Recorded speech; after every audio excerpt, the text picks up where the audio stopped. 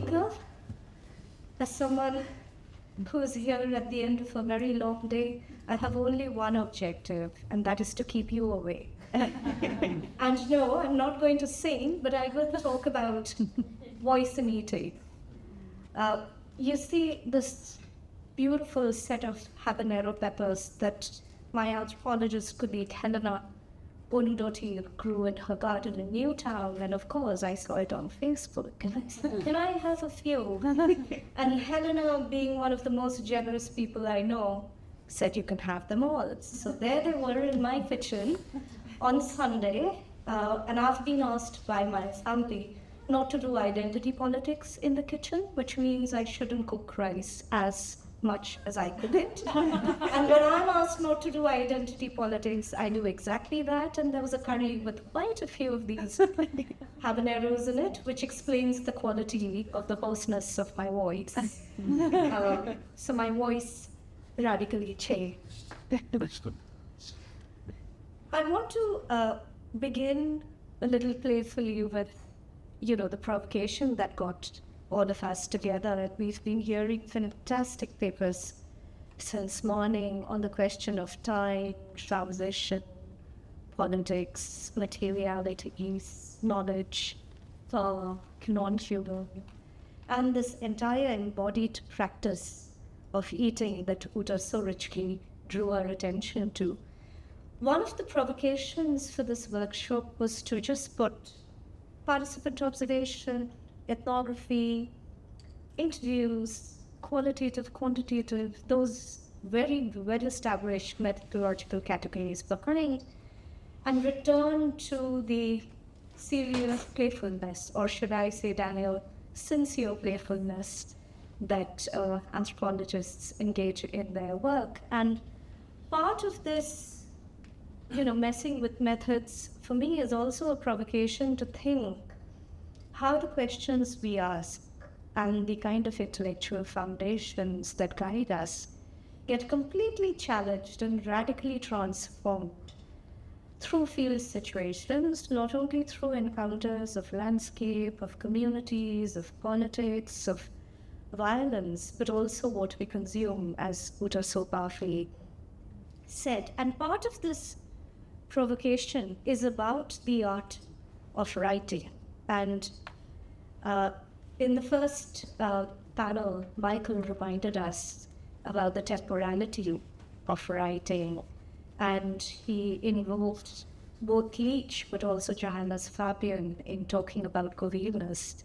And I think one of the biggest lessons of fieldwork and writing is that whenever anthropologists write, we return to the fieldwork, we return to those moments, those encounters. And that sense of repetition, reliving science, landscape, sounds, politics, threats, dangers, vulnerabilities, actually produces the art of anthropological writing, which is so much more embodied, iterative. So that is one thing where, that Cartesian distinction between methods and writing doesn't really hold good in the craft of writing that each of us engage in. And I think honest writing, activist writing of the kind that Sophie was talking about, visual writing of the kind that Carty was talking about, invites us to go back and to relive field situations in a different kind of embodiment than, let's say, Daniel working with the stones on the field side. And I think part of this endeavor is to rethink how we can mess with methods and also produce what is already established as a beautiful craft of technology. So on a very cold day in Amsterdam, down the corridor, Anna Mann, my friend who was going all over Europe and meeting wine tasters and interviewing wine tasters as a part of Anna Mario's big project on eating bodies, she said the tasting began at the tongue, and what was a corridor argument turned into a fun exercise in which for finger eating experts and for Experts who used utensils to mediate their relationship with food came together to produce a so-called ethnographic experiment. Now, this happened at a time when my own relationship with eating was conditioned not only by the fact that I had a history of being a fussy eater, an eater who couldn't like food, and these kind of conversations with a group of people who were invested in studying eating. And I would often tell, Anna Marie Maud, I just need a couple of vitamin tablets. And punctuating my life as a foreign student, both in England and Amsterdam, were moments when all my curry eating friends demanded that I cook curry. And those were moments of celebration, of feeling very privileged that I could dish up something that people enjoyed. So part of this difficulty with eating, has enabled me to think about eating as a method and think about it in terms of relationality and difference. Think about eating bringing together communities, but also separating the boundaries of nation state. To think about, the cyclical nature of everyday life and events like feasting and what happens in each of these. And finally, my intellectual life in Australia now revolves studying transnational migrations and culinary practices. So I'm being brought closer to home in the kind of thinking that I've done over the last decade. So pigs and cows tell this complex story of eating that I want to relate to you.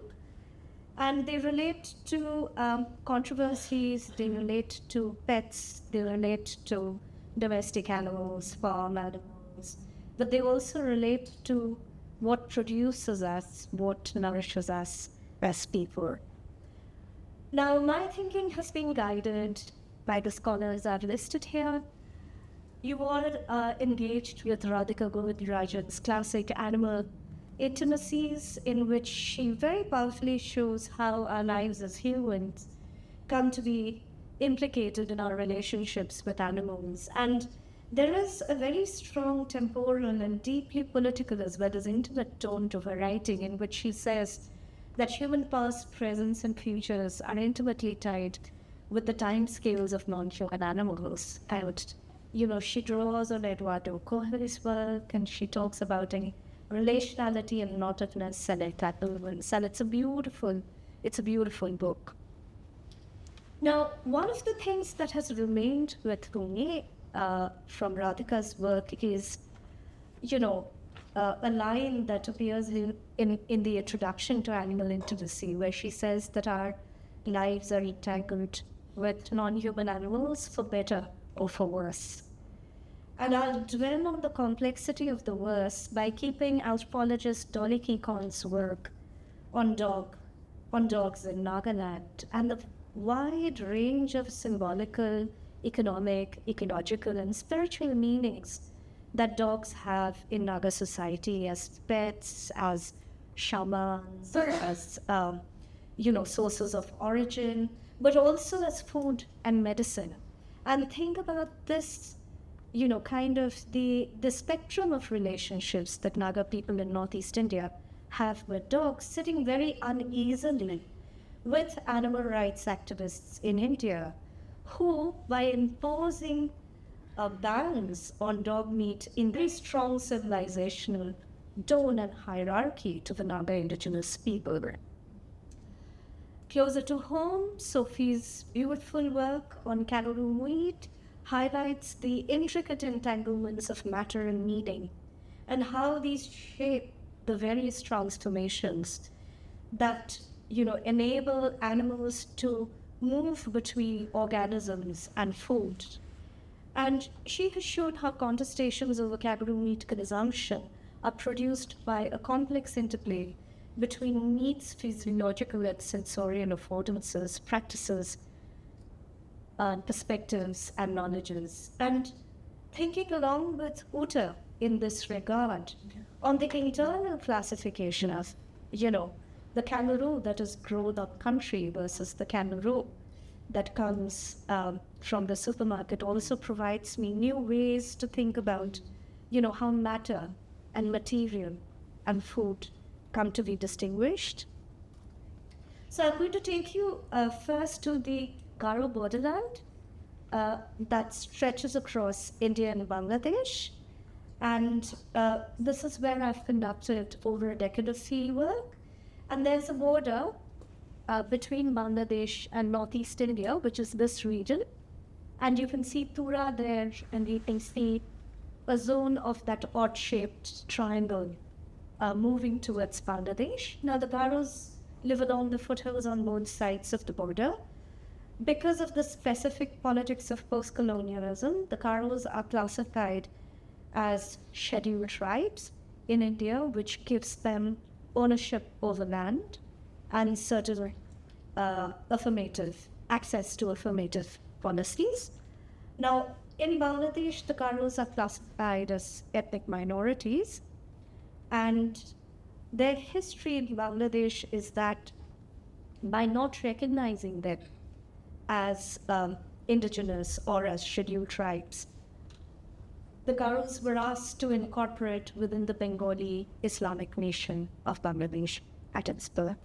Now, this particular dynamic of religious nationalism, of two different modes of indigeneity and ethnicity on either side of the border, creates a lot of controversies surrounding food, which I will come to in a bit.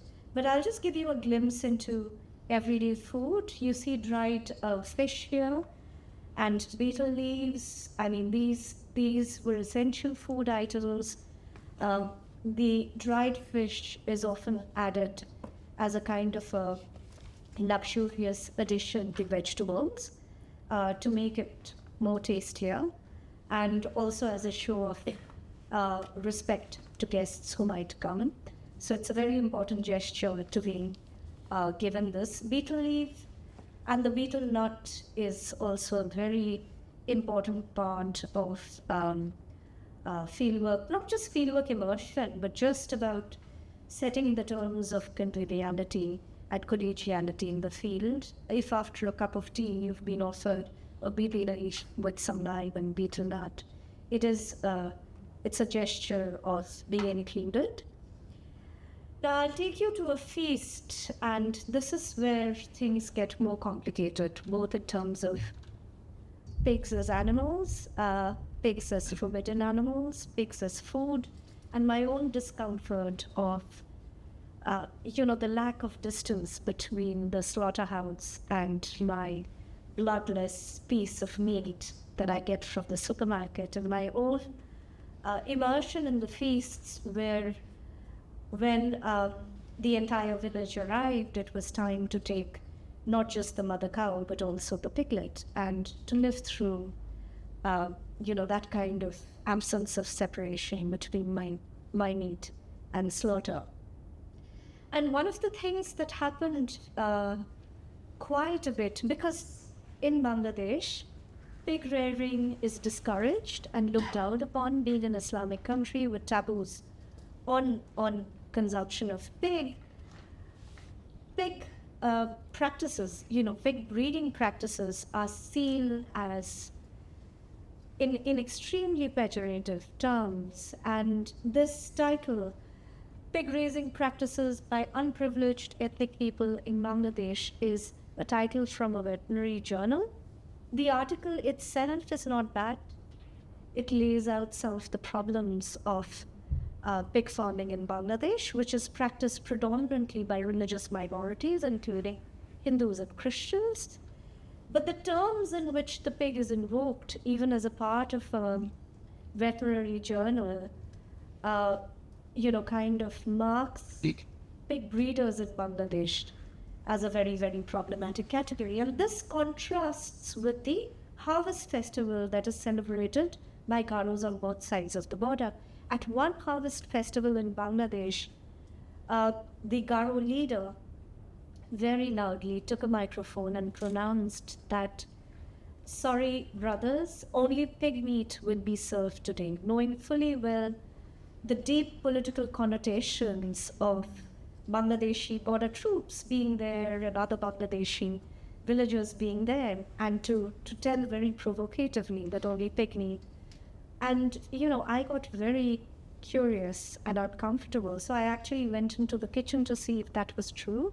And no, it wasn't, because there was halal chicken for all the troops. But that whole thing about the pig was being mobilized constantly and frequently as a kind of a political narrative. And I did go back to the kitchen to see that the Muslim border troops were fed chicken and rice.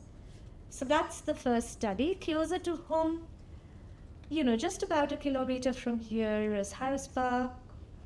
A couple of streets in Harris Park have been renamed Little India. This is jalebi. The roots of jalebi were not in India. It came from Persia, West Asia, and all of that. In the apartment block that you can see lying there, just adjoining the train station, you will also see the flag of India. Narendra Modi was supposed to visit Little India during his spectacular event that he attended, where over, I think, 40,000 Indian diaspora had assembled in the Sydney Olympic Park. And I've been getting into people's pantries in Little India and trying to understand what is going on with spices and other things. So this is a very, very simple kitchen. One part of the kitchen, which is on the left, is the Chinese part of the pantry.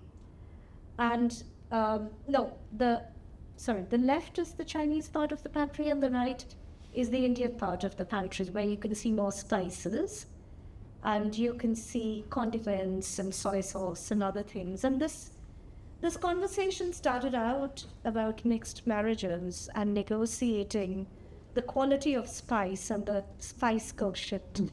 And the marriage was between a Chinese lady in her 40s and an Indian man in his 40s. And the Indian man was from southern India, where the spice quotient was really high.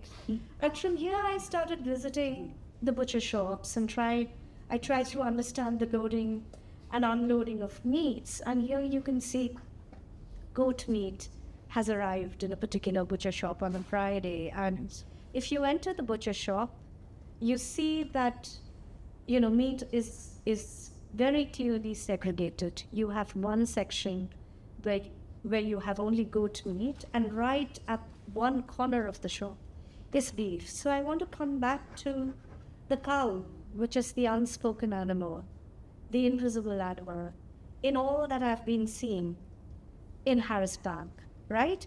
Nothing leads me to the cow in terms of, I don't see cows anywhere, right?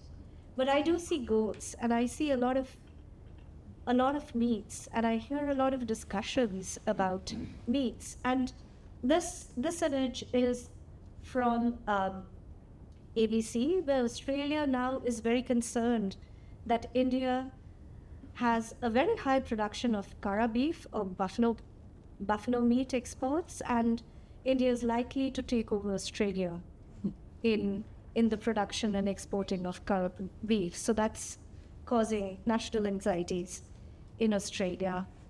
So what I've tried to do, because Sophie's provocation to both Uta and me was to think across the field sides, to compare, but also to think beyond comparison. And one of the things that I've been drawn to, also through Onoki Tierney's work, Rice as Salad, is to think about what the matter and the material of food actually does. In Rice as Self, Onoki Tierney talks about the cultivation, the production, and the consumption of Japanese rice as a very powerful grain that not only nourishes the Japanese and gives them a sense of well-being, but also very importantly forges the boundaries of the small island nation, placing it in a series of hierarchies as compared to their Korean neighbors, right?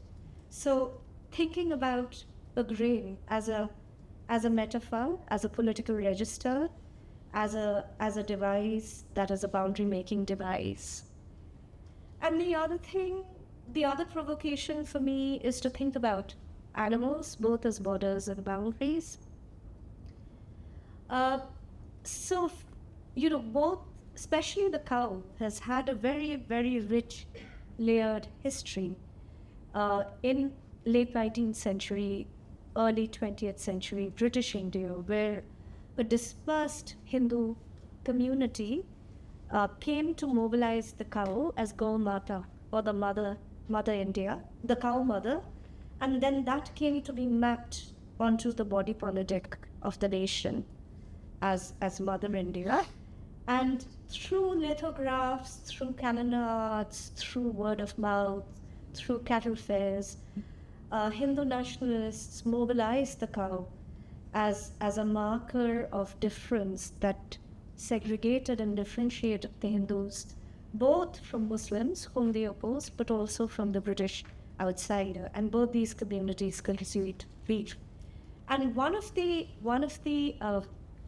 main reasons of religious nationalism in that entire period in British India, and also more recently in India, has been overconsumption of beef and rioting and lynching over consumption of beef.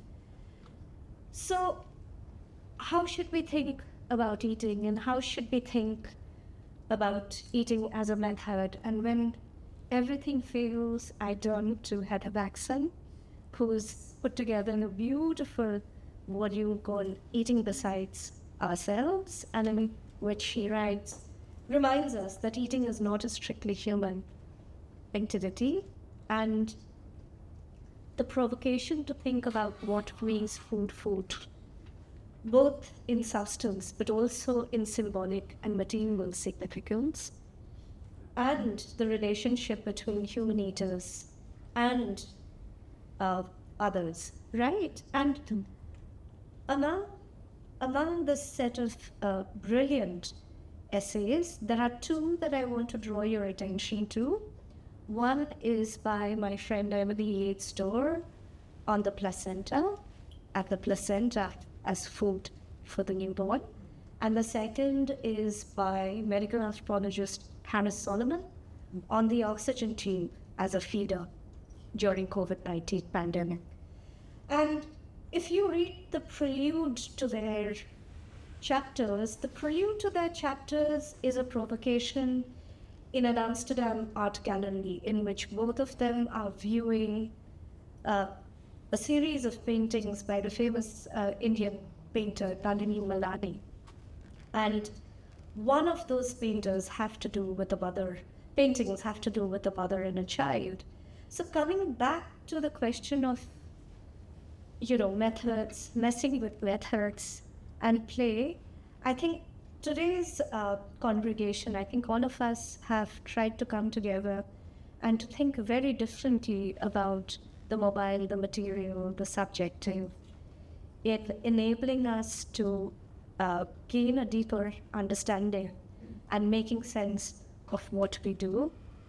And finally, I'm going to leave you with this book. It's just been announced. Eating is an English word. It's a book by Annabari Moll. And completely by sheer coincidence, this book cover reached me yesterday for permissions, because finally I'm going to be very famous. The first image is me, and the second is Anna Mann. And Anna and I are delighted to make it to a book cover. We thought it would never happen, but it just happened, and probably this is the cover that's going to go ahead. So I'm going to leave you with that. Thank you.